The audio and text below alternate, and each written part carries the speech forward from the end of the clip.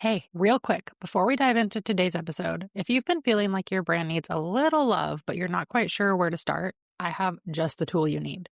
The Standout Brand Audit Bot is an AI-powered guided audit that shows you exactly what's working, what's not, and how to strengthen your brand using my proven Standout brand system. In 10 minutes or less, you'll walk away with clear next steps to move your brand forward with purpose. It's completely free. Just head to the show notes to grab the link and get started.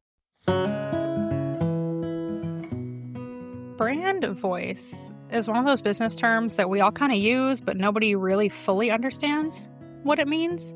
Coaches will say things like, oh, you need a stronger brand voice, or your messaging should feel more aligned. Your visuals and copy need to feel cohesive. But what on earth does that actually mean?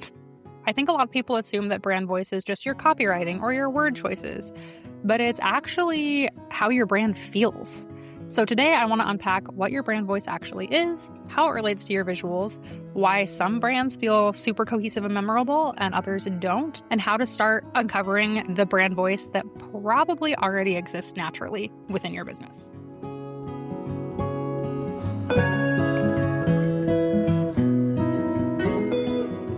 Welcome to the Six Figure Brand Podcast, where each week we're pulling back the curtain on what it really takes to build a six-figure business as an online service provider. I'm your host, Morgan. I'm a branding expert, online agency owner, mom of two, and military spouse, and I'm obsessed with helping entrepreneurs like you understand the ins and outs of branding so that you can use it to grow your business without sacrificing your sanity. Whether you're just starting out or focused on scaling, we're diving into everything you need to build a profitable and sustainable online business. Let's get to it. Your brand voice is partly what you say, but it's not just what you say. More than anything, it's how you say it. Multiple brands can communicate the literal exact same information, but feel completely different. Let's take a super basic example. The call to action, book a discovery call. Brand number one might say, let's chat about your goals and see if we're a good fit. That feels warm, approachable, supportive, kind of low pressure. Brand number two might say, ready to elevate your business, apply to work together now. This is polished, premium, elevated, a little bit more direct, a little more action-oriented. And brand number three might say, okay, bestie, enough spiraling about your business. Let's fix things. This is more playful, a little more punchy, casual, very personality heavy, but also disarms you a little bit. They are all asking you to take the same exact action, book a call. But just this one line of copy or one call to action on your website is creating a completely different emotional experience. That is your brand voice. And whether they know it or not, your audience picks up on those differences and internalizes them pretty quickly. Now, the good news is your brand voice already exists. One of my favorite podcasts and favorite people to follow on the internet is Sarah from Between the Lines Copy. Her position on brand voice is that you should just use your own voice. And I am pretty much in agreement with that. Unless you are like a huge corporate business with hundreds of employees where you're not really the face of your business, that's a different story, but that's not who's listening to this podcast, and that's not who I like to work with. So we're not going to talk about those people. I hope you will find this reassuring. Most of the time, your brand voice is not something that you need to like create or think of or invent from scratch. It already exists, and your job is mostly just identifying and refining it and then using it consistently. For personal brands, your brand voice is going to sound pretty similar to your actual voice. For example, I speak very conversationally. I say and like all the time. I make jokes. I swear occasionally. I use contractions a lot, which is like a sneaky little thing that people don't really pay attention to, but actually does matter a lot. I'm not from Texas. I don't say y'all. I don't say, hey, bestie. I'm not overly cute. And so if my brand suddenly sounded super duper corporate or overly polished or very formal, or I started making like comic book references or something that is just not at all authentic to me, it would feel really weird because that's not how I actually communicate. Now, as I said, this gets a little more nuanced for agencies and larger companies because your brand voice is not necessarily one person's voice, but we're focused on solopreneurs and like small teams here. Your goal with brand voice is just to create consistency in how your brand feels verbally. Now, I know you might be thinking, okay, well, if I'm the face of my brand and I'm like doing all the talking and the content creation, then who cares? Can't I just keep talking in my own voice and move along? Short answer, yes. Best answer, no. Because at some point, you will need to bring other people into your business to create content for you. Maybe not video content. Somebody else is probably not going to be doing your talking head reels, but they might be writing your emails. They might be creating social content for you, like writing captions, sales pages, and copy. You need to have a documented brand voice so that you can pass that off to the other contractors who are going to be supporting you in your business, and they can write in your voice so that when somebody is watching a reel of yours on Instagram and then they're like, oh, wow, you know what? That offer sounds really interesting. Let me go to the sales page. And then they read the sales page.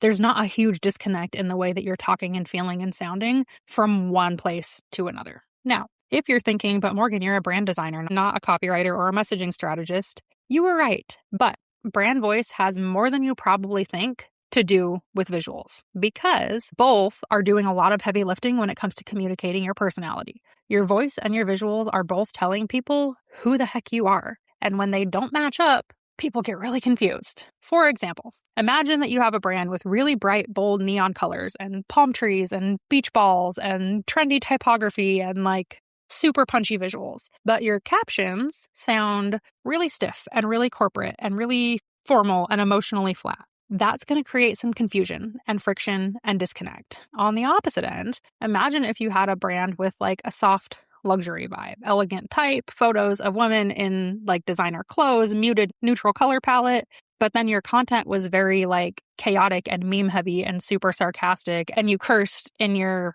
Instagram lives. Again, big disconnect. Your audience will probably never consciously say, oh, wow, this feels weird. The visual identity and the verbal identity of this brand are very misaligned.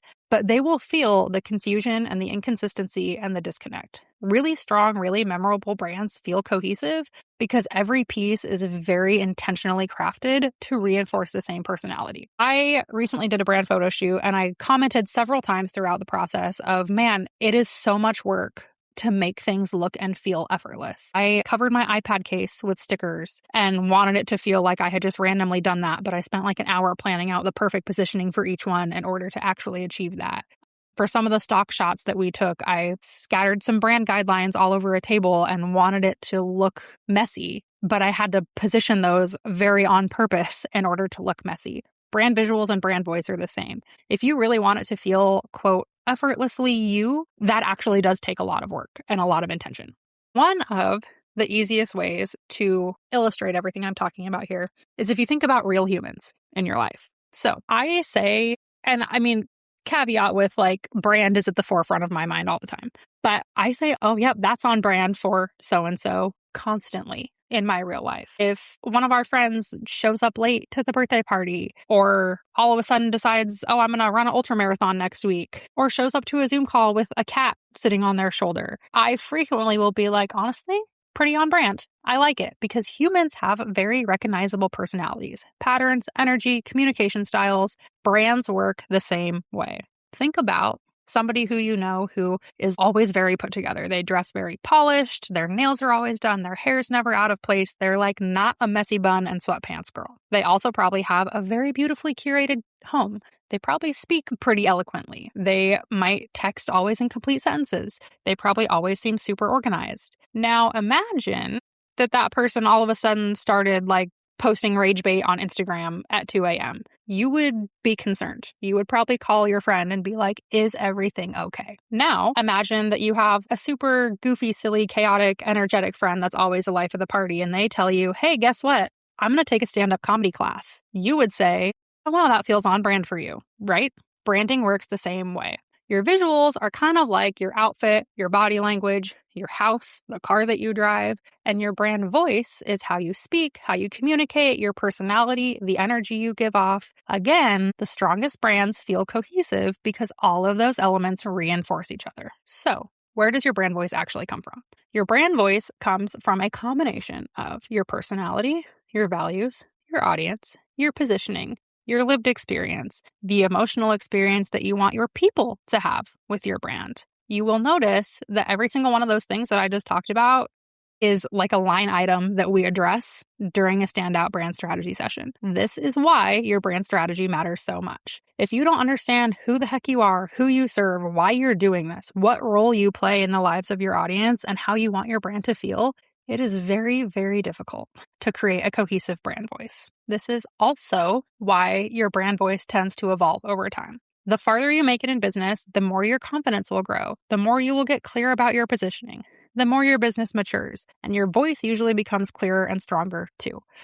I would not have gotten behind a microphone on a recorded line and fairly aggressively told people, you need to make the fonts bigger on your website. You need to do this. If you are not doing XYZ, you are leaving money on the table. I was not comfortable being that direct when I first started my business. I've had 8 years to sharpen that skill and to build the confidence and really show myself like, hey, I am smart and I do know what I'm doing, so that today I can feel confident giving my people that tough love and being very direct about what is and isn't going to work in your brand. And that's okay. Evolution is good. However, it's very hard to evolve and get more comfortable in your voice if you don't use it. I would venture to guess that you probably already have a pretty recognizable brand voice. You might just not fully trust it yet, or you might just have not fully identified it yet.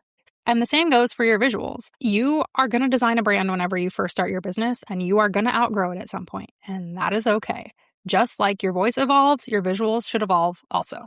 And in a perfect world, they're evolving together. So here are some signs that your voice and visuals might be misaligned. If your social media captions sound nothing like what you would say in real life. Now, I will note here that you can share information that you would share in real life, but if you're saying it not in the way that you would say it in real life, that's a problem. If your website copy feels very different from your Instagram copy, which also feels very different from your email copy, that's a problem.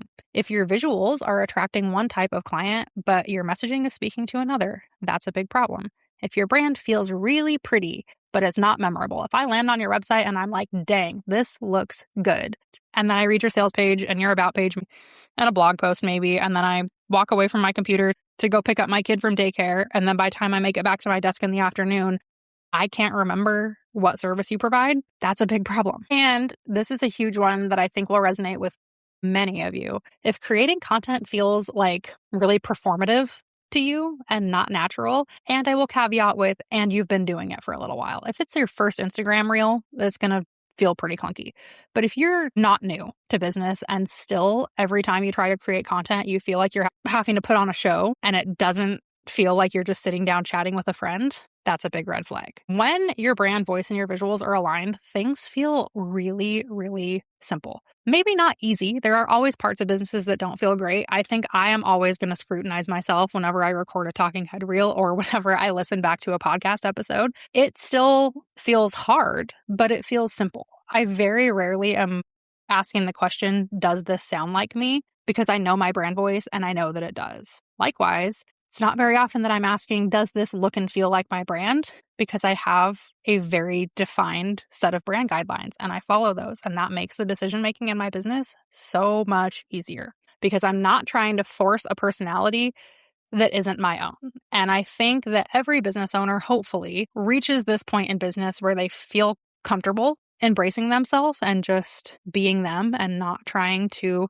copy this girl boss or do what that internet celebrity coach did or whatever. And consistently, that is the point at which I see people's businesses really start to take off. So how do we start identifying your brand voice? Notice I use the word identifying here and not creating or crafting or defining your brand voice. The best thing you can do is honestly just pay attention to yourself. Pay attention to how you talk to clients, voice notes that you send your friends, phrases that you repeat constantly. One of my best business and real life friends, Sam Burmeister from Nomad Copy Agency, is literally always in all caps telling people in her copy reviews, stop telling people what it's not. That is part of her brand voice. We made stickers that say, stop telling people what it's not, because that is so on brand for her. Listen to words that your audience associates with you. So this is where it can be really helpful to go back through those intake forms, listen to recordings of calls that you have with clients, particularly discovery calls. Pay attention to emotional themes in your content. Pay attention to what people compliment you on. And then ask yourself, okay, how do I want people to feel when they interact with my brand? Do you want them to feel empowered, calm, supported, energized, inspired, understood? Because your visuals and your voice both need to reinforce that feeling. Which is why brand voice is not so much about creating some fake business persona and more so about uncovering and clarifying the personality that already exists inside your brand. So to close this out, your brand voice is the verbal expression of your brand personality. And when your visuals and your messaging and your energy all start working together, that's when your brand really starts to feel cohesive. If this episode made you realize that your brand might feel a little bit disconnected right now, a standout brand strategy session is the place to start unpacking all of this. Together, we will look at your messaging, your positioning, your visuals, your audience, the substance of your brand, your purpose, your mission, your vision, your values, and how all of these pieces are either working together or fighting each other, and then make a plan to fix it. You can book your standout brand strategy session at the link in the show notes, and don't forget to use code SFBPOD to save $100. Thanks for tuning in to the Six Figure Brand Podcast. If you enjoyed today's episode, please be sure to rate the show and leave a review on whatever app you're listening on. And as a thank you, I'll send you coffee on me. Yes, I'm serious. As a smaller show for now, you taking the time to do this makes a huge impact on how we can reach more people and how I can continue to create this content for free. When you take a screenshot of your review, follow and tag me on Instagram at @SpectandCo. I'll send you a $5 Starbucks gift card.